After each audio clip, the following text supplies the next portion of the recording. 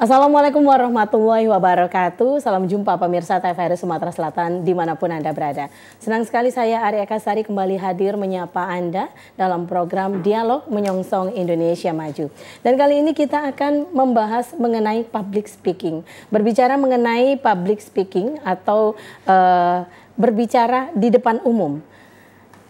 Ini tentunya sangat tidak hanya menjadi salah satu keterampilan komunikasi dasar, tetapi juga sangat berpengaruh terhadap kepercayaan diri, kreativitas, dan juga kesuksesan anak di masa depan. Untuk itu kita akan membahasnya dengan tema pentingnya public speaking untuk anak bersama narasumber kami yang sudah hadir di studio. Ini sangat spesial, Mbak Deli Febrija Esos CT yang merupakan speaker BNSP RI. Kita akan sapa terlebih dahulu. Assalamualaikum Mbak Deli. Waalaikumsalam. Manggilnya apa, Ari atau apa ini? Mbak Ayi. Oh, Mbak Ayi. Mbak Deli apa kabarnya ini? Baik, Mbak Ayi. Alhamdulillah sehat, segar ya. Segar sekali. Segar jilbab dan baju Mbak Ayi. Masya Allah. Baik, kita ini berbicara mengenai public speaking. Betul. Tentunya ini sangat erat kaitannya dengan kehidupan kita sehari-hari dan menjadi hal yang sangat penting ya, khususnya untuk dipelajari sejak dini. Seperti itu ya Mbak Deli. Nah, kalau boleh tanya nih, ini pengalaman dari Mbak Deli sebagai trainer BNSP RI ya. Sejak kapan sih Mbak Deli terjun ke dunia public speaking? Oh, baik, jadi cerita ya. Iya. Baik, baik, dan tentunya pemirsa di rumah. Ini sebenarnya berawal dari ya pasti hobi. Seperti Mbak Ayi kan. Iya. Jadi penyiar juga hobi. Ini hobi dan sebenarnya membuka jalan ini awalnya adalah saya buka kelas dewasa dulu. Didasari oleh bantu teman atau apa. Akhirnya terbentuklah kelas. Kelas dewasa, kelas ada beberapa ibu-ibu dan akhirnya dari ibu-ibu inilah yang merekomendasikan, Mbak Del atau kasih ide gimana kalau buat bantu dong ngajarin anak saya. Gitu ya. Awalnya beberapa dan akhirnya semakin besar dan alhamdulillah sampai sekarang sudah 8 batch. Saya dan tim yang tentunya tim saya juga hadir di sini. Itu sudah sampai 8 batch. Tidak terasa jadi hobi bawa hoki. Oke, jadi memang sesuatu apapun itu memang harus dilandasi dari kecintaan atau hobi tadi. Betul. Nah, ini spesifik nih ya, tema kita mengenai public speaking, pentingnya public speaking untuk anak. Nah, sebenarnya kalau Mbak Deli lihat seberapa penting dan untuk apa sebenarnya manfaatnya public speaking diajarkan kepada anak sejak usia dini? Ya, baik. Sebenarnya di awal Mbak Ayu udah ngasih tahu ya banyak sekali manfaatnya seperti meningkatkan kepercayaan diri, kreativitas dan akhirnya ya banyak efeknya, banyak anak jadi berprestasi dan yang lainnya. Tapi sebenarnya begini Mbak Ayu, tidak semua anak dari kecil itu ya tersalurkan bakat dan kompetensinya ya. Kebetulan contoh, kita kasih contoh ya. Kenapa saya misalnya bisa bertahan sampai sekarang, kebetulan dari usia 4 tahun saya udah nyanyi ya, misalnya nyanyi. Dan TVRI ini adalah rumah saya. Kenapa rumah? Saya bergabung di sini dari aneka karya anak-anak, aneka karya remaja. Artinya begini, saya hobi difasilitasi orang tua, betul? Dan ada wadahnya. Tidak semua orang tua paham bahwa ini anak punya kemampuan atau tidak, atau mau atau tidak, atau sebaliknya anak mau, kadang orang tuanya tidak memberi jalan. Ya. Baik, maka disinilah wadah, menurut ini adalah wadah untuk mengetahui kemampuan dan kekurangan anak, ya. Tidak dalam waktu yang instan tentunya. Tentunya kelas saya kan hanya 2-3 jam ya. Jadi banyak sekali sekarang tempat-tempat sekolah atau les ya. Betul. Seperti ada senior kita juga di sini ya, dia membuka kelas. Itu memang henti-henti kan dia membuka kelas yang dalam jangka panjang. Tetapi paling tidak yang saya lakukan adalah ini bisa membantu anak dan orang tua mengetahui apa sisi positif atau apa yang harus dikembangkan dari anak, ya, apa yang harus diminimalisir sehingga anak nanti menjadi anak yang berprestasi, menjadi anak yang percaya berani, diri ya mungkin. Percaya diri, betul. lalu keinginannya tersalurkan dengan baik. Ya, semakin itu yang penting ya, betul. Ya. Dan membanggakan orang tua tentunya dengan hal positif ya. Sebenarnya sejak usia berapa sih anak-anak ini boleh mendapatkan pendidikan atau apa katakanlah bekal untuk public speaking? Sejak usia berapa? Iya, ini berdasarkan pengalaman saja ya, berdasarkan pengalaman. Tetapi sebenarnya karena seperti yang kita ketahui bahwa public speaking ini kan adalah bagaimana berbicara di depan di depan orang umum, seorang berbicara lalu dilihat banyak orang gitu ya, atau beberapa orang. Jadi anak intinya harus bisa berbicara. Berbicara. Jadi selama ini kita sampai 8 batch yang saya buka ini ngomongnya lancar, bahasa kita asal ngomongnya lancar. Apalagi ditambah dengan bisa tulis ya, bisa lancar tulis. Maka sudah bisa bergabung. Karena di kelas saya sendiri, Mbak Ai, kita kan memang treatmentnya salah satunya adalah nanti di akhir kelas ada role play. Role play nanti teman-teman anak-anak juga akan belajar langsung, praktek langsung satu-satu. Jadi akan sangat kesulitan ketika ngomongnya belum lancar. Ya. Jadi rata-rata SD. SD udah SD dari kelas 1 sampai seterusnya. Jadi ketika usia anak sudah bisa berbicara, sudah lancar berbicara, boleh dikenalkan dengan materi public speaking seperti itu. Karena tujuannya kan agar anak ini berbicara secara struktur, terstruktur. Jadi kalau secara penyelenggara ya mau saja ketika orang tuanya mendaftarkan, tapi kan sayang kalau tidak ada hasilnya. Sehingga memang goalsnya kan berbicara dengan baik, percaya diri dan terstruktur. Kalau ngomongnya belum lancar, sayang rasanya. Betul, baik. Nah, Mbak Deli, sebenarnya kalau kita lihat, ini kan karakter anak ini pasti berbeda-beda. Mungkin ada yang pemalu, ya, pendiam, ada yang memang aktif gitu ngomong. Nah, ada nggak sih cara efektif untuk mengenalkan public speaking ini untuk anak-anak yang dengan karakter masing-masing yang berbeda-beda? Dan belum tentu mau ya, kadang anak disuruh. Betul. Jadi begini, Mbak Ai. Tentunya anak yang pertama itu harus nyaman dulu. Nyaman.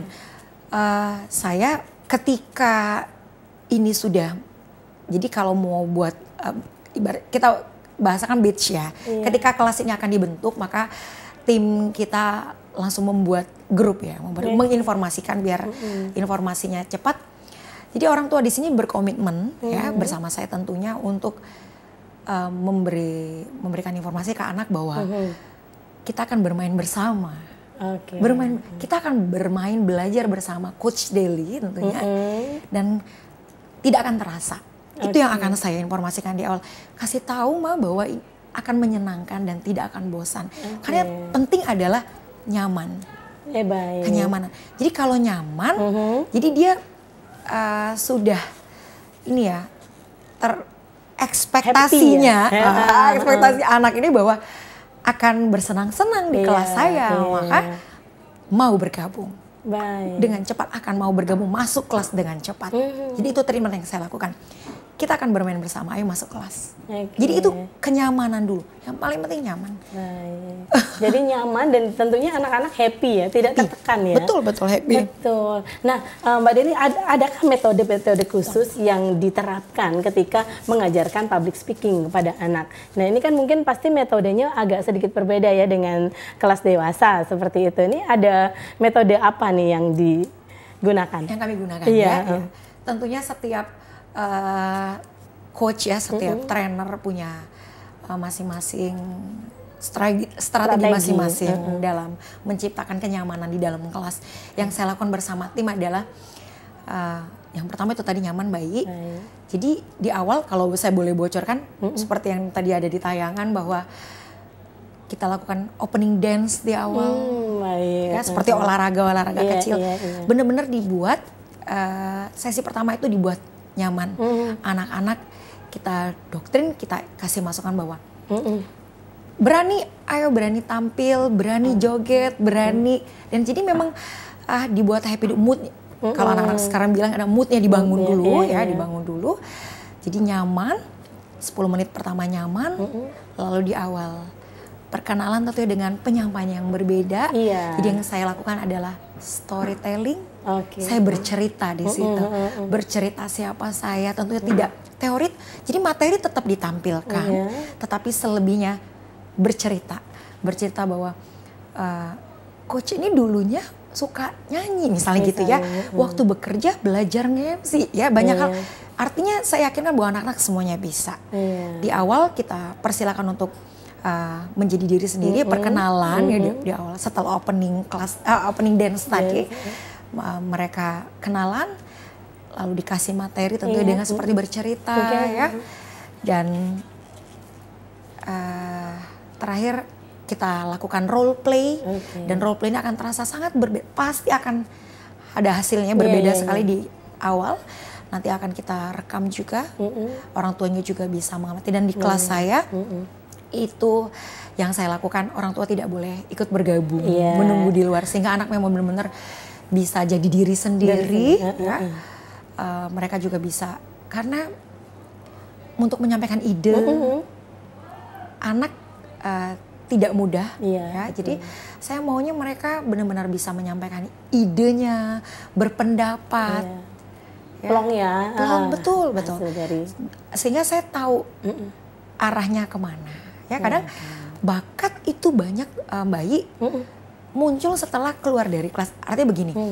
Sebenarnya aku ada beberapa anak yang mengatakan, nanti bisa tim saya juga sudah sering sekali mendengar ini, bahwa sebenarnya aku nggak begitu suka fashion show, coach. Saya sukanya jadi presenter misalnya begitu ya. Maka yang seperti ini saya sampaikan ke orang tua. Jadi itu luar biasa sekali manfaatnya.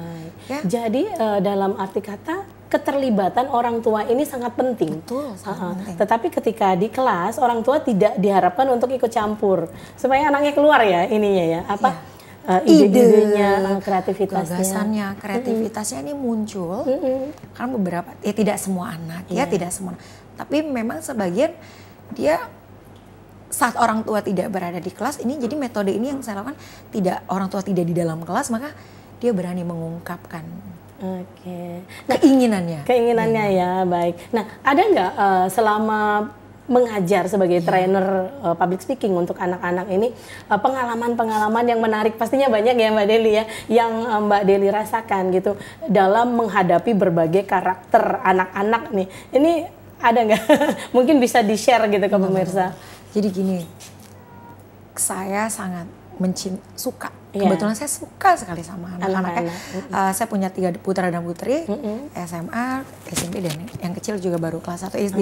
Ini menurut saya ini adalah hal yang tidak terlalu sulit bagi saya, sehingga kendalanya hanya saja karena kita kalau buat kelas, saya tidak sendiri, tentunya ada minimal 2 tim, ada tim saya. Banyak interupsi saja Mbak, seperti maaf ya mau ke belakang, coach mau ke belakang gitu ya, kadang minum ya, hal kecil lah. Sejauh ini tidak menemukan banyak kesulitan. Saya dibantu juga dengan tim yang luar biasa, sehingga kondusif di kelas, tetap kondusif. Karena di awal kita juga kasih rules kita bahwa siapa yang tentunya dengan bercerita tadi, kalau ini bisa angkat tangannya gitu ya. Jadi sehingga tidak mengganggu yang lain. Jadi anak-anak juga merasa happy tadi, merasa nyaman dan tidak tertekan ya. Betul. Mbak Deli, itu luar yang biasa. paling penting. Baik, menarik sekali, tapi kita harus jeda terlebih dahulu. Pemirsa, tetaplah bersama kami, jangan kemana-mana. Dialog Menyongsong Indonesia Maju masih akan kembali setelah jeda pariwara berikut ini.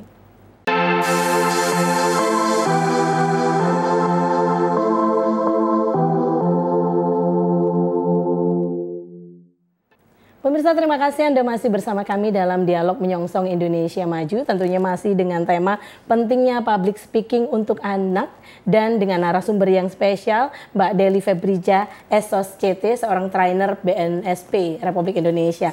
Nah, kalau tadi kita sudah berbicara mengenai tantangan dalam memberikan materi-materi public speaking untuk anak. Nah, sekarang saya ingin tahu tentang teknik yang digunakan nih dari Mbak Deli untuk mengajarkan public speaking ini ke anak-anak nih, apa saja nih Mbak Deli? Iya, baik. Jadi memang kalau teknik baik ya, teori kan banyak ya. Tapi kalau anak-anak lagi-lagi treatmentnya berbeda ya. Betul. Saya biasanya menggunakan 4. Ada teknik salah satu yang salah satu teori yang tidak terlalu ringan, jadi anak-anak bisa menerima tentunya. Ada 4 teknik yang dibutuhkan. Saya biasa sampaikan seperti bercerita ya. Kita butuh 4 teknik gitu ya untuk agar percaya diri tentunya. Yang pertama, anak-anak cukup percaya diri. Percaya diri bagaimana setelah dapat materi dari saya, tentunya butuh bantuan orang tua tadi ya. Bahwa anak ini harus diyakinkan bahwa mampu untuk tampil di depan, untuk berbicara di depan. Kamu bisa. Seperti yang kita ketahui bahwa anak-anak kan selalu butuh dipuji. Jadi itu bagian dari treatment tadi ya. Jadi anak-anak suka dipuji, maka diharapkan orang tua juga mampu kasih pujian ke anak. Ya. Jadi anak sering dipuji, bagus Kak, bisa. Mama yakin Kakak bisa. Jadi itu kepercayaan diri akan timbul dari anak apabila orang tua memang memberikan ada pujian, sehingga memang makin percaya diri. Ya, selain teknik tentunya tidak langsung tidak semua anak bisa, tetap harus latihan seperti teknik vokal. Vokal ya. Jadi pertama percaya diri, lalu teknik vokal. Teknik vokal kalau di kelas saya itu kita akan bantu anak-anak untuk latihan ya, seperti volume gitu ya. Di kelas tentunya saya akan bantu bagaimana pegang mic jangan terlalu dekat atau terlalu jauh. Untuk orang tua nanti kan akan mendapatkan rekaman, jadi di rumah juga bisa melatih, membantu untuk merimain anak kembali ya, melatih. Volume, jadi ini masih masuk ke bagian teknik vokal. Volumenya, artikulasi. Mbak pasti tahu artikulasi harus jelas, khususnya huruf-huruf vokal seperti A, I, U, E, O, sehingga terdengar sangat jelas. Apa kabar teman-teman gitu ya? Apa kabar gitu ya? Jadi itu sangat penting. Lalu percepatan bicara ya, banyak sekali kalau membahas tentang membahas tentang teknik vokal. Yang ketiga, kita bantu untuk latihan ekspresi, bahwa ekspresi tidak bisa datar. Anak-anak harus kasih tahu ke teman-temannya bahwa sedang bergembira, saya mau menceritakan sesuatu, gitu ya. Ekspresi sangat penting, kan agar orang lain tertarik mendengarkan apa yang kita sampaikan. Ekspresi sedih harus terlihat sedih, gitu misalnya. Ya. Bahagia juga harus diperlihatkan bahwa si anak sedang berbahagia, ya. Jadi ini harus dibekali, pada. Lalu yang keempat, komunikatif. Di kelas saya juga membekali ini tentunya. Yang teknik yang keempat ini adalah komunikatif. Bagaimana anak bisa berbicara komunikatif ke pendengar atau penonton. Hal simpel saja seperti menyapa, apa kabar teman-teman gitu ya. Selamat pagi, sehingga tidak satu arah Mbak, sehingga tidak satu arah. Menyapa penonton, menyapa teman-temannya, sehingga 4 teknik ini saja saya rasa sudah cukup untuk membekali anak. Baik, dengan kata lain juga anak-anak diajarkan bagaimana cara berempati ya, bersimpati dengan bagaimana dia mengungkapkan rasa berbahagia, bersedih seperti itu ya Mbak Deli. Selalu. Bagus jadi, ya. Ini bagian dari treatment. Makanya bayi jarang sekali yang alhamdulillah selalu minta. Mungkin dipikir gini, sekali pertemuan ada pertemuan berikutnya. Besok minta lagi ke mamanya, dipikir ini seperti les. Oh gitu. Padahal saking berarti anak itu suka ya, jadi cinta seperti itu. Jadi menyenangkan nih kelasnya, jadi dia pengen ikut lagi. Mudah-mudahan seperti itu, amin. Baik. Nah ini ada sebenarnya seberapa penting sih anak-anak ini wajib diajarkan public speaking, dan tentunya ini ya seperti yang di awal tadi ya kita bahas bahwa sangat penting ya untuk masa depannya. Ini seberapa penting Mbak? Saya rasa semua orang tua sama Mbak. Orang tua menginginkan anak tercapai cita-cita, pastinya. Terus lebih baik dari orang tuanya, bahkan lebih hebat ya mungkin. Jadi sama. Tentunya dengan salah satu cara banyak hal. Salah satunya adalah komunikasi yang sangat membantu untuk mencapai cita-cita, menjadi orang yang lebih baik dari orang tuanya dan yang lainnya. Komunikasi sangat penting. Seperti yang Mbak I mungkin tahu ya, beberapa teori juga mengatakan bahwa 90% bahkan kegagalan komunikasi ini bisa menghancurkan semuanya ya. Pertemanan, persahabatan, bisnis, bahkan mohon maaf pernikahan dan yang lainnya. Dan ini hal yang tidak diinginkan oleh orang tua manapun. Betul? Karirnya hancur, pertemanan hancur. Ini yang nggak diinginkan oleh banyak orang tua. Itu saja yang paling simpel Mbak I ya. Tentunya pakar psikolog, pakar ilmu-ilmu yang lain banyak sekali ya, faktor pendukung. Tapi saya memandang ini adalah sesuatu yang mudah dicerna, tetapi sangat penting gitu, penting sekali ya, bahwa diharapkan ketika berkomunikasi dengan baik, maka memudahkan semua urusan tadi ya, memudahkan mencapai cita-cita, pertemanannya menjadi hangat, nanti karirnya baik. Sukses ujung-ujungnya ya seperti itu. Baik. Ya. Nah, berarti ini apakah ada treatment khusus nih untuk anak-anak yang pemalu, ya, susah ngomong istilahnya ya. Kalau kita tanya ya introvert ya, kalau ini ya bahasanya agak lebih menutup diri seperti itu. Ini gimana? Ada treatment khusus kah, Mbak? Atau memang harus menjalani kelas ini dulu, menjalani kelas ini dulu. Iya, pasti gitu. Tidak baik, pasti tidak bisa dalam satu kali pertemuan, satu kelas. Banyak bisa dikembangkan ya, nanti bisa ikut kelas yang reguler di tempat-tempat les. Tapi untuk kelas yang singkat yang saya lakukan, saya hanya menyampaikan bahwa lakukan persiapan ya, lakukan persiapan sebelum tampil ya. Baik, ini mudah-mudahan mengurangi ketakutan, mengurangi kegagalan ya. Seperti apa?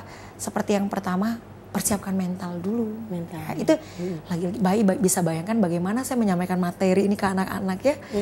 Ya itu tadi storytelling. Mentalnya seperti apa? Wah, sampaikan ke dirinya bahwa kakak bisa gitu ya. Kakak mampu. Coba lihat mata coach. Luar biasa Mbak I, ini dikatakan tantangan tadi ya. Tapi lagi-lagi saya sangat menikmati. Ya, jadi lihat mata coach gitu ya. Saya ini sudah dilakukan saya dan tim juga bahwa kan kita 2 sesi udah lihat nih. Ini kadang umur juga mempengaruhi. Jadi kalau udah kelas 3, kelas 4 saya pindahkan duduknya yang duduknya yang dikelompokkan ya, betul. Baik. Ini yang kelas 1 sepertinya masih ngomongnya susah, saya gabungkan. Maka tim saya kita akan berbagi. Nah, saya lebih fokus ke yang PR-nya banyak. Bukan kurang, anak-anak kan belum terekspor saja ya. Betul. Yang PR-nya banyak. Biasanya saya kumpulkan tidak banyak bayi, kalau 20 anak, 15 sampai 20 anak itu hanya 5-6 anak banyak. Tidak banyak ya yang PR-nya banyak tadi. Jadi itu saya lihat mata coach, kita biasa bentuk lingkaran, kakak bisa gitu ya. Maka sampaikan ke dirinya bahwa bisa ya, yakin ini pasti bisa. Itu mental yang pertama. Yang kedua saya sampaikan juga fisik. Jadi persiapan saya pilih yang paling simpel, ada 6 persiapan. Yang pertama mental, yang kedua fisik. Fisik itu kalau mau tampil harus banyak minum air putih, jangan makan pedas dan yang lainnya. Lalu yang ketiga materi. Ya, sebaik apapun seorang penampil, materi harus dipersiapkan dengan matang. Nanti dibantu mama ya. Ya, nanti boleh tanya ke coach, materinya harus siap ya. Lalu yang keempat adalah sebelum tampil, know your room, kenali ruangan, datang nggak boleh tepat. Kan kalau sama dewasa, know the room ya gitu ya. Tapi kalau anak-anak kan datangnya nggak boleh telat ya, biar nggak tambah grogi. Nanti takutnya penontonnya sudah datang, kakaknya telat itu ya. Selanjutnya yang kelima, kenali audiens. Kalau ada gurunya ngomongnya berbeda. Seperti apa? Lalu yang terakhir adalah persiapannya adalah latihan. Proses latihan yang paling benar itu adalah tidak menolak setiap diminta tampil. Dan itu kunci utamanya kelas saya. Tidak pernah menolak ketika disuruh tampil. Mau lomba azan, baca doa, moderator, apapun. Karena proses latihan itu adalah tidak menolak saat diminta tampil itu Mbak I. Oh, luar biasa ya materi-materi yang disampaikan oleh Mbak Deli hari ini, daging semua ya. Jadi untuk orang tua, jadi memang harus mengenali dulu potensi anak dan juga mensupport anak agar menimbulkan percaya dirinya juga, dengan salah satunya boleh nih melatih mereka untuk berpublic speaking seperti itu ya Mbak Deli. Luar biasa, tidak terasa 30 menit sudah ini kita ngobrol Mbak Deli. Terima kasih kehadirannya di studio TVRI Sumatera Selatan ya. Nanti kita ngobrol lagi nih Mbak Deli. Ya, siap. Sesi curhat, lebih ke sesi curhat masalah anak ya. Saya yang belajar membaik. Ya, luar biasa. Dan pemirsa, demikianlah tadi informasi dalam Dialog Menyongsong Indonesia dalam Dialog Menyongsong Indonesia Maju. Akhirnya saya Arya Kasari mewakili kerabat kerja yang bertugas undur diri. Sampai jumpa. TVRI, Media Pemersatu Bangsa.